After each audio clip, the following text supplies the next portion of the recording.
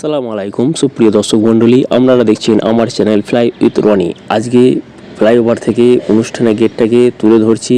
এই হচ্ছে অনুষ্ঠানের গেটটা। অনুষ্ঠানের গেট এইটা খুব সুন্দরভাবে তৈরি করেছেন। পবিত্র ঈদ মোবারক উপলক্ষে অনুষ্ঠান। চলুন খেলার মাঠে গিয়ে এবার খেলাটা দেখা যায়। পুকুরে যে প্রথম মাছ ধরবে, একটা মাছ ধরলে 500 টাকা পুরস্কার।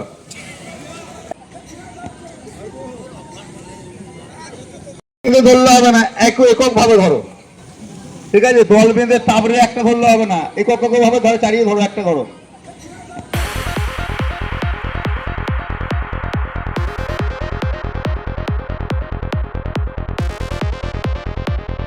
সুপ্রিয় দর্শক মণ্ডলী, আপনারা ইতিমধ্যেই দেখেছেন হাঁস ধরার প্রতিযোগিতাটা।